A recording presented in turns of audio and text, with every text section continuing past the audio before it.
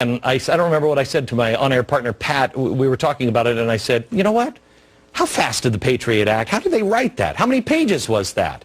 I never even thought, this is in the innocent days. Who wrote the Patriot Act? Because we know who wrote the Stimulus Act, and that was the Apollo Alliance.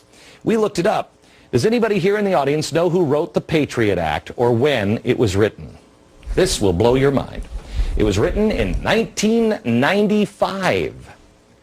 1995, including the wiretapping and everything else. America, you know who wrote it? One of the biggest union guys of them all, Joe Biden. But in a nutshell, Joe Biden in 1995 wrote this legislation, which basically is, in a nutshell, the Patriot Act. They reworded it, they rearranged some of the paragraphs, but it's pretty much almost verbatim the language that is in the Patriot Act. And so it existed some 7 years before 9/11. When Benjamin Franklin exited the Constitutional Convention, he was asked by a woman, "Sir, what have you given us?"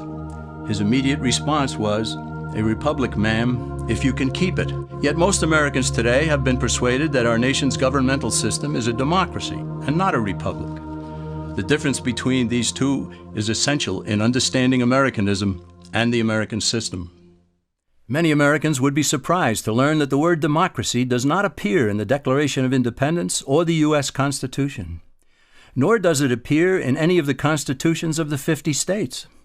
The founders did everything they could to keep us from having a democracy. James Madison, rightly known as the father of the Constitution, wrote in essay number 10 of the Federalist Papers, "Democracies have ever been spectacles of turbulence and contention, have ever been found incompatible with personal security or the rights of property, and have in general been as short in their lives as they have been violent in their deaths." Alexander Hamilton agreed, and he stated, "We are a republican government. Real liberty is never found in despotism or in the extremes of democracy." And John Adams, a signer of the Declaration of Independence, stated, "Democracy never lasts long. It soon wastes, exhausts, and murders itself."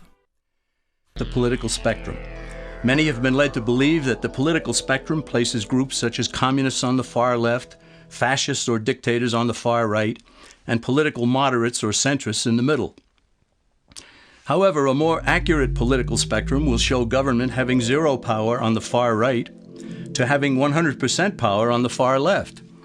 At the extreme right, there is no government.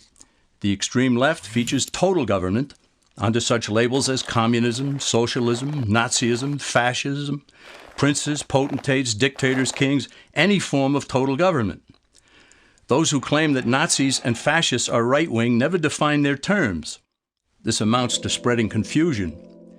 Toward the middle of the political spectrum can be found the type of government limited to its proper role of protecting the rights of the people. That's where the Constitution of the United States is. Those who advocate such a form of government are really constitutional moderates.